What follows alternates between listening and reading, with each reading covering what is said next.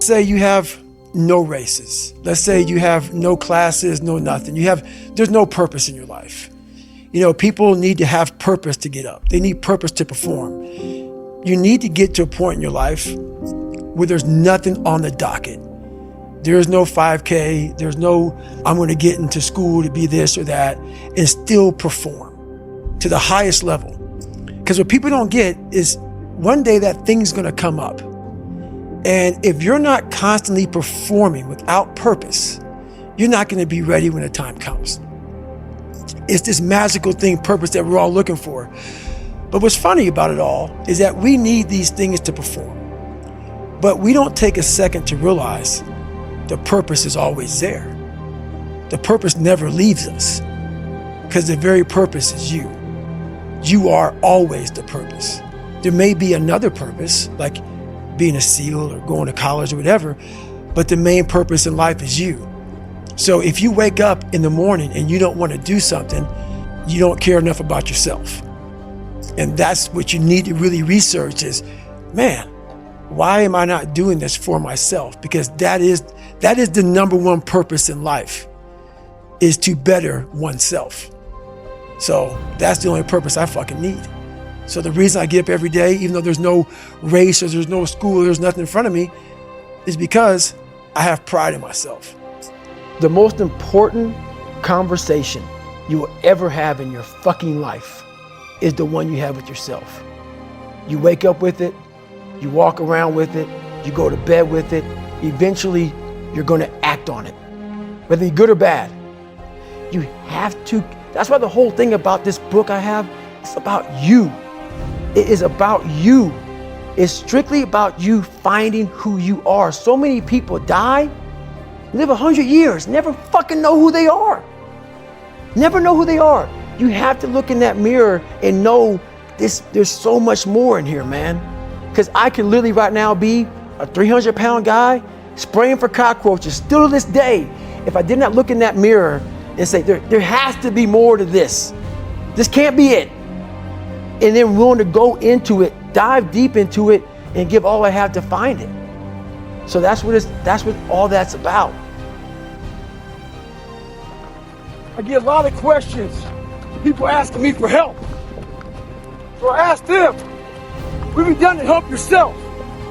Most of them say, I've been working hard. I'm all about being your own fucking hero, but I'm not about kissing your ass. In life, a lot of us believe that we're working much harder than we actually are. We think if we fucking got up early for 4 days, we've earned something. You gotta drop your entitled mindset. It's dead weight. We believe you work harder than we actually have. Trust me, most of us haven't. The one thing in life you gotta realize is this: learn to help yourself. Don't count on other people to help you. Stay hard. All right, man, we still gotta find 100%. Mm-hmm. You can't run, you can't work out. So that's why I went to school and I became a medic. Stuff like that. I started doing all. I literally reset. So I'm always in constant pursuit of my 100%. Whatever that is. If I can't run anymore, I'm gonna see what else I can do. So I was real proud of how I handled that. When my whole life got stripped from me, and I was at like 20 years in the military, and my life was getting stripped, man. And I couldn't run, I couldn't work out, I couldn't do shit anymore. And I didn't lose my shit. All that training I'd gone through, mental training I'd gone through, I was able to utilize it to find a lot of peace in myself, a lot of joy, and a lot of self-fulfillment. Mm-hmm. And it was actually not that bad of a time. But where do you go to? You wake up on a morning, it's cold, it's wet, it's dark, you've got no cartilage in your knee, you've got shitty shorts, whatever it is that's the issue today. Keep talking. It's warm on the couch. That's your it. missus says stay in That's bed. it. It's comfy, That's it's cozy, That's you've got it. work later on, you had an argument last night, you're That's slightly it. hungover. Because I know every motherfucker ain't gonna do what I'm gonna do. So this is how you level up. That's how you level up. I know there's a whole bunch of people with that right there. That fires me up. That makes me fucking happy, what you just said. That brings joy to my life right there. Why? Because I know there's so many people that have the ability and just refuse to get off that couch. Refuse to study a few more hours. Refuse to go deeper, to go further. And that's where I gain the advantage. It's so easy to be great nowadays, my friend, because most people are weak. Most people don't want to go to that extra mile. Most people don't want to find that extra because it sucks. It's miserable. It's lonely. You talk about that you were kind of, lonely by yourself. I was the same way. And that used to hurt me growing up. Now I fucking thrive in that shit. That's the only place to be. So today, I decided to try to PR my long run. So the first half of the run, I'm feeling great. My mind is clear, nothing going on. Think about nothing but my running pace, what I'm doing, my breathing, everything like that. Get to mile 15, I turn around, and the demons start to creep in. That inevitable wall is creeping up on me. When you push so hard, something's about to give. And I started to give. My mind started to break down. I started feeling my legs starting to hurt.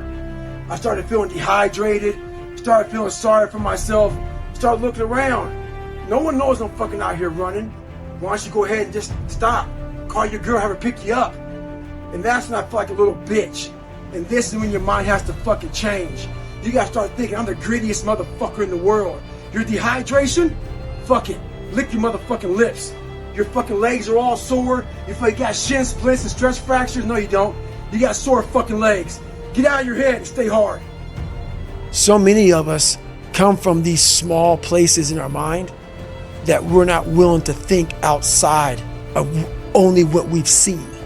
Our mind works in such a small compartment. And one thing I was able to do was to dream. But don't make dreams your fucking master. But I was able to dream outside those fucking four walls of that small town.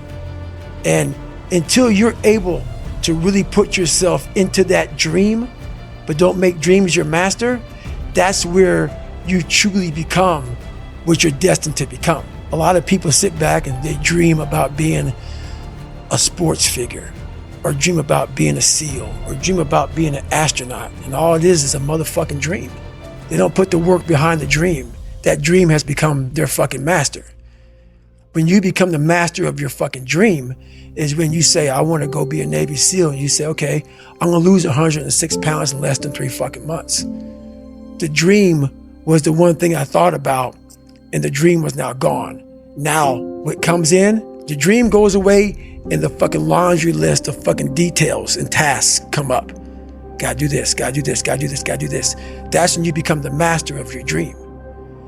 In the book, you tell people to make a list of everything working against them, every real, valid excuse. Right. Why do you have them do that? There's a lot of power in that list. So in that list of who you are, what makes you fucked up, all these other things, it goes back to, once again, accepting. You have to first accept it before you can fix it. A lot of people walk around, oh man, I'm good. No, you're not. You have to accept what you're not. You have to, and people don't want to do that. That's the only way you can fix it. You have to accept it first before you can go on the journey. A lot of folks never even start the journey, man.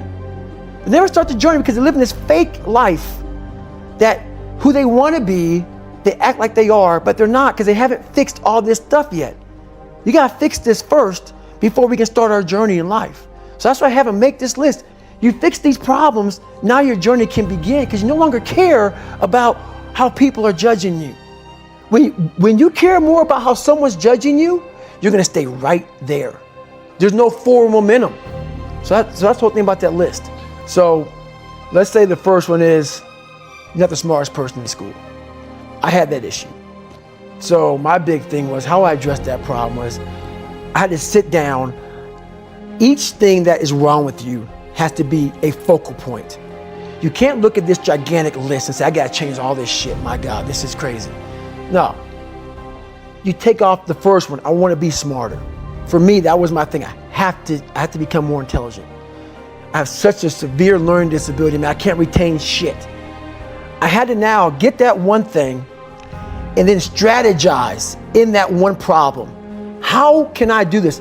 I'm not going to learn like you. I'm not going to learn like anybody else. How am I going to figure this out? So I then figured out, okay, where are my strengths here? Where are my weaknesses in learning? All right, man, how am I going to do this? And I figured out a way to do it by just strategizing. So how I learn to this day, if I have a big manual to study, I will have to get a bunch of spiral notebooks from the daggone store. And each page, I have to write each page out, maybe 10 times. So there was a 1,000-page dive manual that I got 18 months before I went to dive school. Most people, I'm not smart, I'm gonna go see if I can pass this test. I realized, hang on a second, I'm not smart. How can I get past this? How can I get through this obstacle? I need to acquire this book 18 months in advance, because it could take me 18 months to write down each page over and over again to then put it to memory. So when the question came up, I had written that question so many times down on paper that I can recall, okay, page 71 was where I remember seeing this, and I can recall it that way. And that's how I did it. So you got to strategize on each problem you have in life. Slowly break down that problem. Don't think about all the problems you have, just one at a time. And before you know it, you fix all these problems, but you cannot focus on all of them, just on the one thing at a time.